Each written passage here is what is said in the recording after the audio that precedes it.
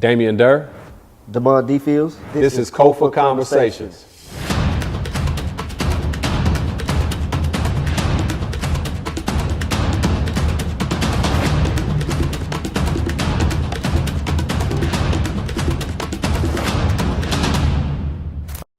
Black to the building, black to the feeling, and black to the healing. As you well can see, during the commercial break, we took a break to get something to eat.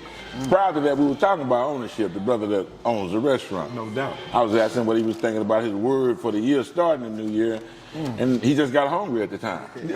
So before we go into that, let's talk about what we're eating right now. No doubt. Go on, brother. You're the proprietor. Tell them about this. What we We eating vegan barbecue baked potatoes. Let me see here. I'm bearing witnesses off the chain. Come in.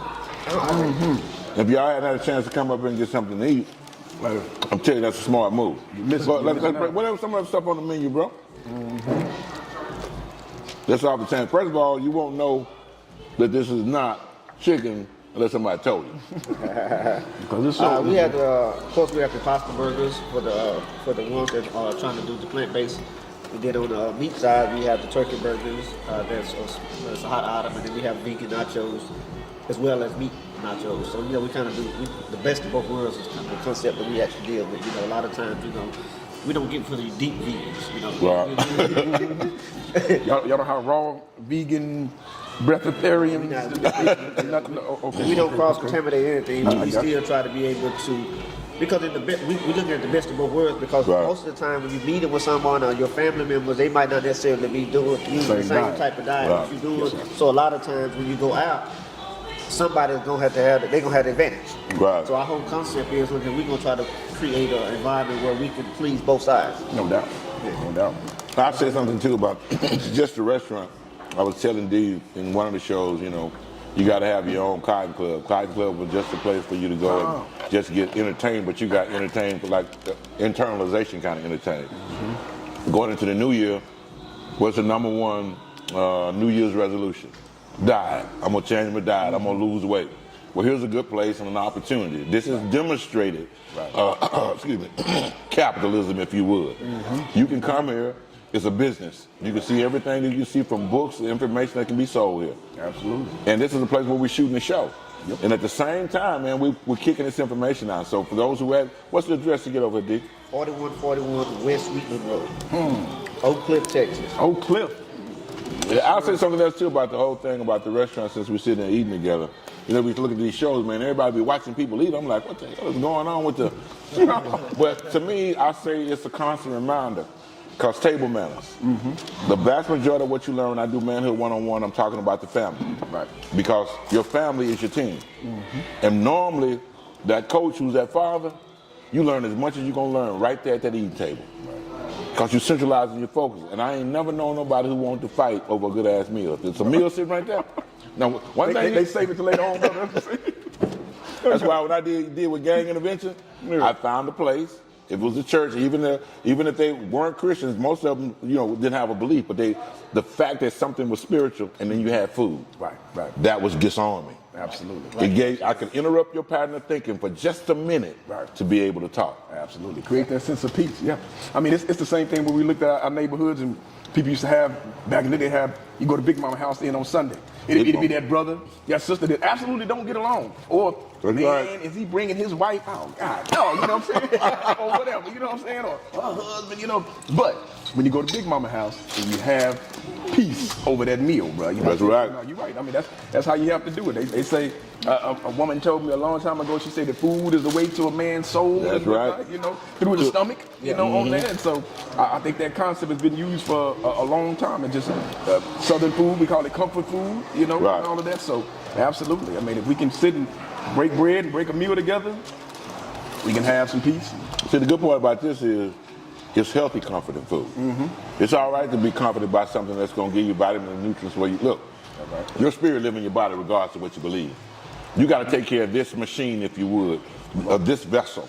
And if you don't take care of it, it's going to limit you. It's going to limit how you're going to think. Brothers, it's going to limit your ability to have sex. You know what I'm saying? That testosterone level going to get low. Man, you got to, and plus most food now is nutrient deprived anyway. Man. So you want to go to the healthiest place you can go to. Absolutely. You got to be able to get, because if you don't get the proper vitamins and nutrients, man, you be there in the hospital. Man, I was talking with somebody. This is a brother that he went to Prairie View with me. He DJ and everything. Man, the brother last year, I mean, and the brother's thin. I mean, about, wound up having a heart attack. I mean, he's okay and everything, but I'm saying it was just he was looking at what he was putting inside of him, man. Even though his metabolism went fast, because a lot of times people say, well, if the person is slim and trim, whatever, they just look good. But man, you never know, on there, because if it's what's that old saying? Is garbage in, garbage out, kind of thing on there. So like you said, when we here at Sankofa, we getting food, vitamins, minerals. This is how your body takes care of itself. This is our food. This is our fuel. Right. Many people have 5, 6 different medicines that they're taking on there. Right. But it's like what their prayer said, you let your food be your medicine. You don't need no et cetera. You know what I'm saying? And so that's what we got to be able to get back to, man, having that. Speaking of that, bro, you made me think about Malcolm. Malcolm made a comment. He said, if I come in, my hair looking good, and my skin looking good, and I'm clean, my suit looking good, but inside I got cancer. Wow.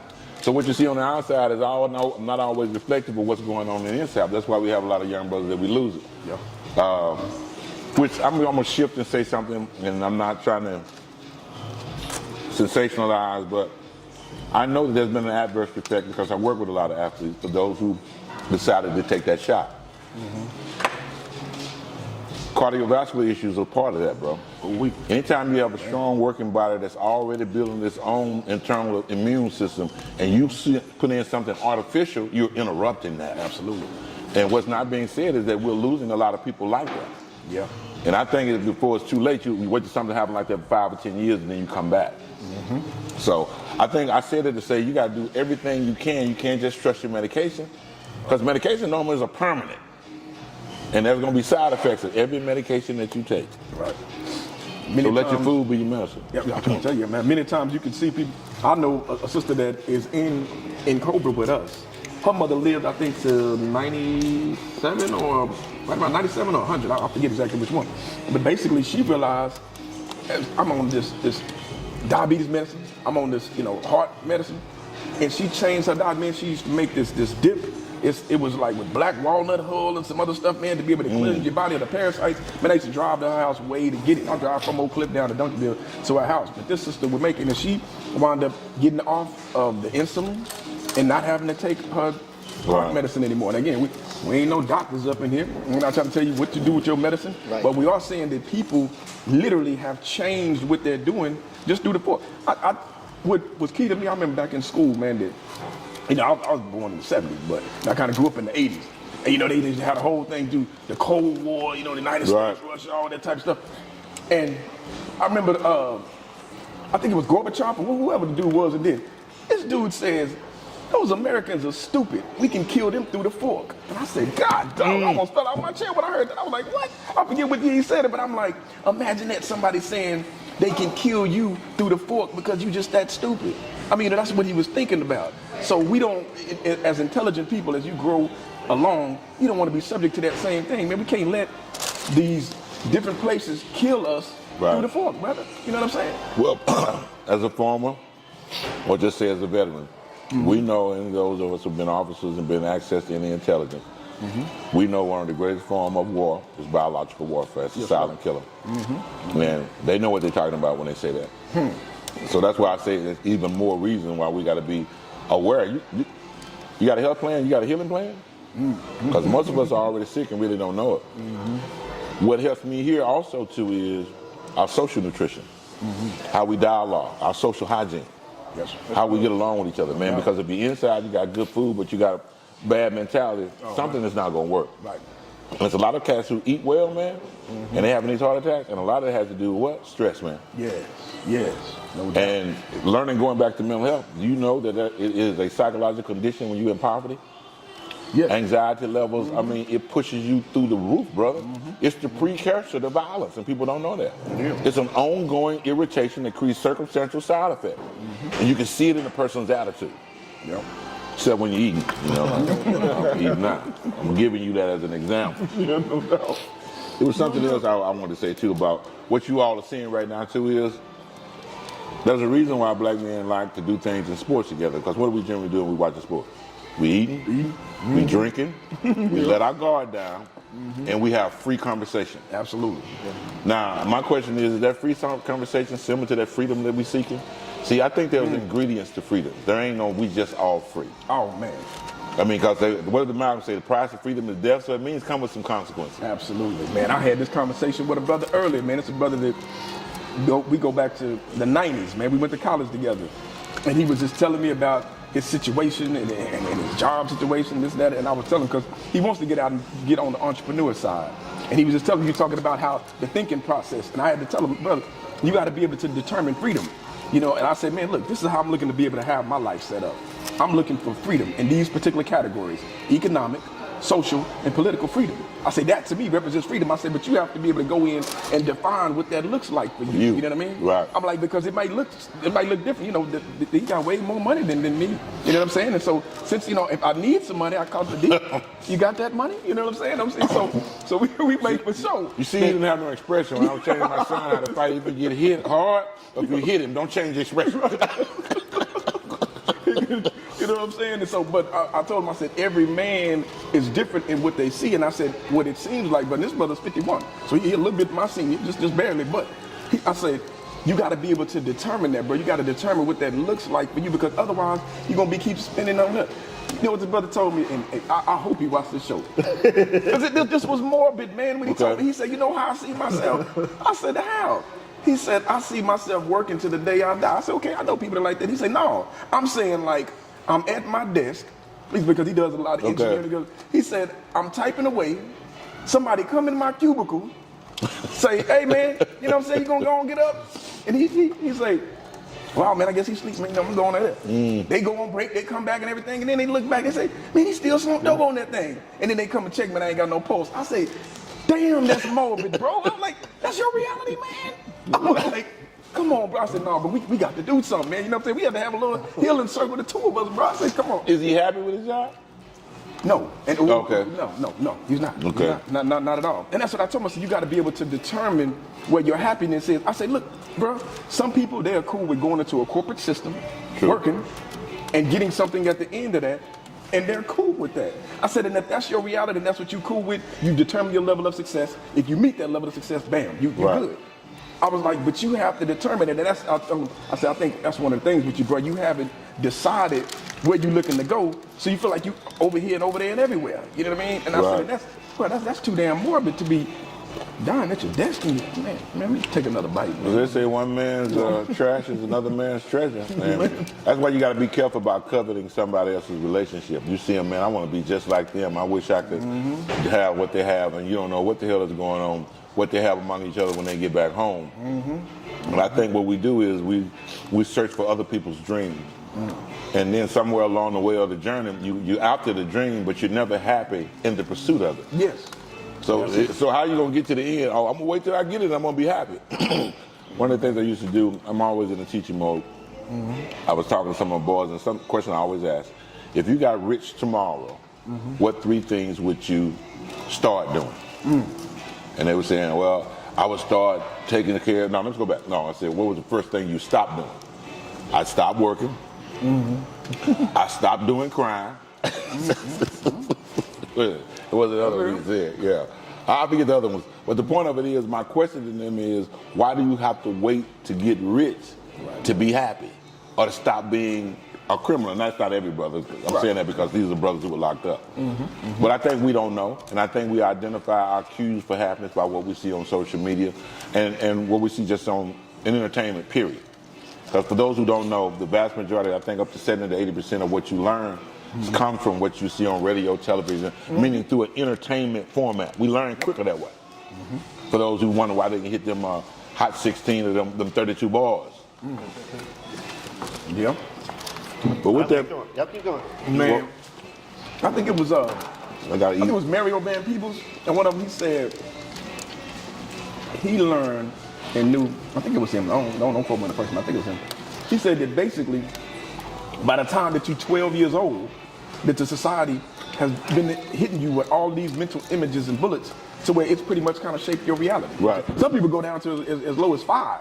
and say, you know, at 5 years old, you pretty much are the person that you are going to be, you know, at 5. But he was saying how media, TV, and everything shapes it, and that's why he was saying, you know, the roles and the other stuff he was looking to be able to play in. He was making for sure they had a particular perspective, you know, on that. You were talking about social media a while ago. Just throw something else on there. A friend of mine had sent me something I know it's been viral in over the internet when they was showing Angela Bassett's son, and it was something that was circulating out there that was saying Michael B. Jordan had passed away at 35, and they was like, "Oh man, did you see that whole thing was a hoax?" Yeah, you know what I'm saying? It was a whole hoax. Yeah, they got a clickbait. They give me quite a few.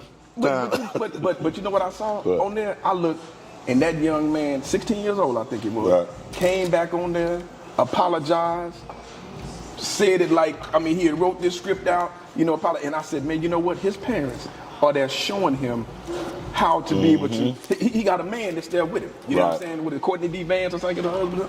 He's there showing him how to. No, son. You don't do that. You know what I'm saying? Because man, they showed the whole clip. Angela Bassett put her hand on her heart, ran over like, oh no. Right. Say that ain't true. Say that ain't true. That's powerful to do something. And that brother like had to come back. That young man came and apologized. And I said that's showing that man accountability. So many times, you know, stuff that happens, we just let it go ride, and well, you know, he just kind of learned. It's like, hell no, you're not gonna do this. And you're going to go back out here to the public world and apologize. Tell him, you don't do no shit like that, man. You know what I'm saying? What's wrong with you? I mean, and he, you know, he's just a child. But he had to realize, wow, what I'm doing, that's real damaging. That's social media. Say again? They starting to sue now. Oh, that is right. That is right. Take another bite on that. Yeah, mom and dad protecting their interests too, as you should. Right. But what you see is Dr. Jawanza Kunjufu went back, and a long time ago he said the number one motivator for the child was the home. And from the home he said it was a school, it was a church, he went down precipitously. Right. Coming back into his modern era, we know the number one motivator now is the media, the peer group, the school, and home, and the church. So we know God's always been turned upside down. One of the things that's missing from that home is the ability to what's the best word? Resolve resolution. Conflict resolution. Right. Our boys don't know how to resolve the conflict, so they over-emotionalize. The next thing you know, you get into a fight. Right. Okay, well, if you were being normalized by America and they accept your calling, that's fine. But if you're in the 6th grade and you're 6'2" and you weigh 180 pounds, guess what? You are a threat. And the officer may put a bullet in you. Right. So that still means that we still have to look at we dealing in a whole different reality. I know it's a new year. I know it's 62, 63, but you can be gone in 63 seconds. You make the wrong decision. So I'm saying for those who are listening out here, we got to make sure our boys don't think it's fight or flight. Flight got to be first. At least you can come back and you can think. That's right. I don't see anybody losing their child because the child emotionally felt like I had to react. Right. And that is what's happening a lot of. I'm seeing schools get locked down 2 or 3 times a day. Yeah. Wait a minute. Not just high schools. I'm talking about middle school. And then one thing I'm going to say I noticed too. We know that 85% of the teachers are white females. I'm just giving demographics right now as a teacher. Okay. We know the only time the black boy actually gets a chance to see somebody that's male is generally either the coach or it's the janitor. Yes. Yeah. So we look at this, and I noticed something that I'm going through schools is you never see white teachers, particularly white females, walk the hallway. Tell me when you see that. Go in any school. Now you can see plenty of the black teachers walk up and interrupt. Well, you better take yourself on in the class. But that's a whole piece that's missing, the dynamics of socialization. And when I asked someone, you know what they said? Fear. Yeah. Oh, yeah. Well, I'm not afraid. I said, well, you're not afraid in the classroom? No, I'm not. Yeah, you are. It's subconscious, but it's still there. And I'm saying to you all, these are the paradigms of thoughts that our kids come back home with. Right. I know when you don't like me, man. I may not be able to define it. And when you start talking about that program, that 0 to 8, not 5, you still doing socialization, internalization can make something happen. Yeah. When you start going from 14 to 19, that's the socialization process. Right. That's when before then, they need to be sitting at the table with us. Yeah. I think it'd be a good idea for some of you men is if y'all partners, and I've done this before, give my grandsons and give it a couple other people I like, and we all sit down and break bread together. No doubt. No doubt. Or resolve a conflict together. Yeah. Pull up a chair for me. Yeah. Bring me a chair. For sure. A chair. Absolutely. A chair right there. Yeah. I want to do something. I want to do something out the wheel right now. You know, Wheel. everybody don't know what we doing. We in the test mode. Yeah. Hip hop, man. We freestyle. I'm gonna. We don't have to. Okay, we keep talking, but I want to invite somebody to come in and talk about their business before they walk up out of here. As soon as they finish placing their order, I'm gonna show them what support Okay. black on black business look like. You know, No, what I'm no saying? doubt. We talking about Hey, black. hey, you know what I'm saying? I like that. Yeah, I like they that. got the prison, the pipeline thing, Rasta to man, the school. come sit down for a second, So bro. they want to make for sure that you know. Come on, man. Yeah, Sit down, man. We talking about black on black business, man. You know what I'm saying, man? You know, this my brother right here, man. Come on, man. Tell got about that black on black money? business, man. Yeah, man. Just have a seat for a second, man. You know what I'm saying? No doubt. Yes, sir. Yes, sir. What's happening, young man? Pleasure meeting you, brother. This Ross Judah, man. Tell them baby business, man. Man, cut the camera. Cut the camera, man. Never heard of that. That's a good one, man. Come in promoting. Hustle off the top. I'm feeling that, baby. No doubt. No doubt. Man, We good, man. Moving forward, bro. Come on, Raw Hill. Come on, Raw Hill. Yeah, man. Yeah, that's me. That's me. Roy Hill. Tell them about the business, man. Yeah. You know, we 8 going on 9 years. You know what Okay. I mean? Just pushing the culture. You know what I mean? Pushing black-owned business. You know. Where you located? We're at 2007 West Davis Street. Okay, in Oak Cliff. We gotta come see you, man. So we were talking about, you know, the transformation. And this brother here, I've been knowing him probably 10 years now. I just see the transformation. You know what I'm saying? So our whole concept, you know, is coming about the mud. Yeah. I seen him come up out there, you know, I seen it. You know what I'm saying? And he been down, he been transformed his business, I don't know, what, 3 times now? I've seen him since, you know, since he come up out of, come up out of it. You know what I mean? For real. And he been staying down. Yeah. You know? Well, what keeps you going, bro? What keeps you from giving up? Prison. Keep it 100. Gotta have some type of cash flow, you know what I mean? Yeah. So I said it in a joking manner, but that's honestly the truth, man. You know what I mean? And it gotta go right when it ain't no left, you know what I mean? Yeah, So, man. No doubt. Yeah, I haven't had really too many other career paths, so Okay. you know, not to say that I haven't been diversifying lately and getting into different fields, but it definitely keeps me going. To have my family, my kids, you know what I mean, want to provide for them. Okay. You know what I mean, as well as just you know, the Most High, the culture keeps me going. Yeah. You know what I mean, just want to keep that flag waving, want to keep the banner waving. You know what I mean? Yes, There's not many Rastafari owned establishments in the city. We're probably one of the only. You know what I mean? So that alone is symbolic within itself. You know what I mean? Within a small community, and you know, when people come here to visit, just to be able to have a Rasta shop culture. Okay. You know what I mean? That's real important to me. You know what I mean? So yeah, that's what. Well, tell the listening audience, we always gonna break this down. It's another lower third. No, for sure. Tell them what a roster is. Good question, man. And that's actually a very complicated question because I mean, depending on what roster you ask, you might get a different explanation. You know what I mean? And that's because the heart of Rastafari is each man must find his own way. You know what I mean? So essentially, what a Rastafarian is someone that just looks back to Africa, to the motherland, for the truth, the way, the light, and the understanding. You know what I mean? And you know, we just big up the culture.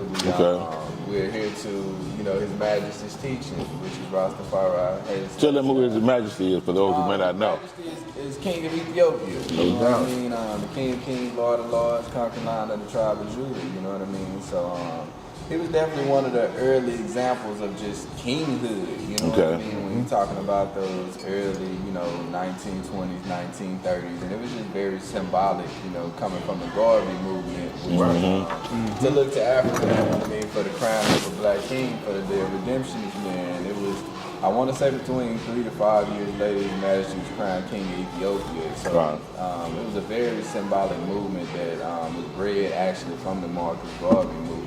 And when he made that comment that you know, princes and kings that stretch out their hands to God from Egypt and Ethiopia, you know, it just came across as prophecy. And the ones that was in the Garvey movement that had adhered to that when His Majesty was crowned King of Kings, Lord of Lords, conquering lion of the tribe of Judah, they took that as prophecy, and that was the birth of the Rastafarian movement. How does that belief and how you live your life help you with your business?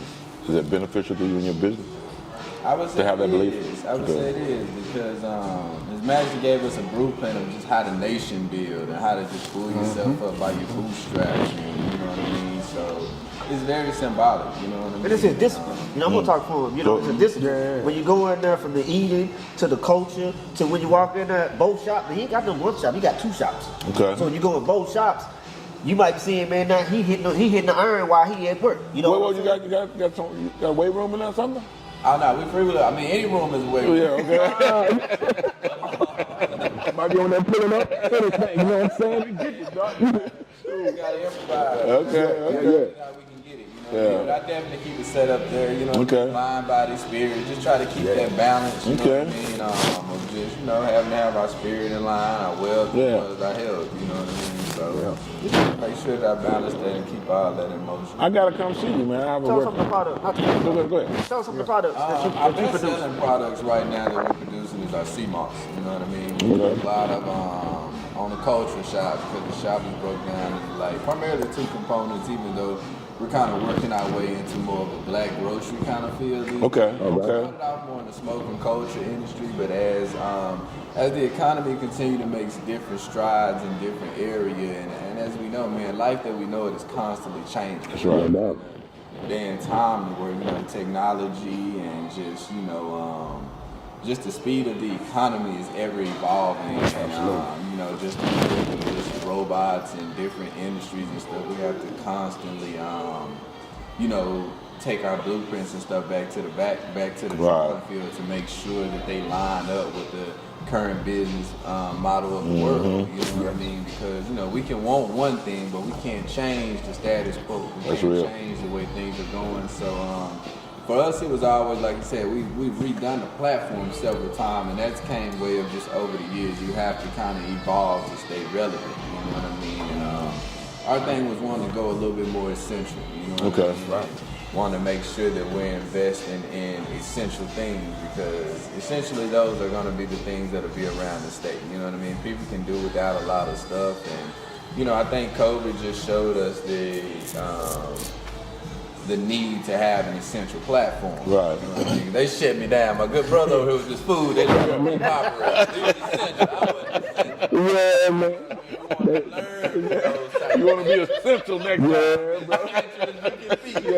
That's all right. You live and you learn. Have your hands in a few pots, man. Have your hands in a few pots. And had we not even been innovative during those times, that could have been more crippling than what it was. I think a lot of people understand what like black-owned business went through to be. They asked us to close our doors for at least 4 to 6 months while that was going on, but they didn't give us any form of compensation as far as rent. So you had to pay your bills, all of them, in full throughout that whole process, and be able to come back out clean. So it was, it was definitely a draining on the economy. You know what I mean? It's definitely a lot of monopolizing going on, and as much strain as you can put on the people that economy, including smaller businesses, the less likely you have for them coming out of that and being competitive, post 2020. Just 5G technology and the way that things are going to be moving. With that being said, stated, you and Damond, you're unique in that capacity that you didn't drive, even though you were essential and you wasn't. You're still here. Found a way to put the lights on, man. How many brothers did you know? Are there people you personally knew during this time, man, that have lost their business? Because you don't hear a lot about, nobody has sympathy or empathy for a brother who's lost his business, or when we do lose our business. That's another question. Me personally, I only know a handful of black-owned businesses that I can by name on my hand. You know what I mean? Gotcha. So, did they make it? They did. Most of them made it? Yeah, most of them made it. I mean, Sankofa's still around. Pan-African's still around. There's a few more out there, but as far as, sorry about that. Oh, no, you good. Let's take a break right here. Let's take a break. I was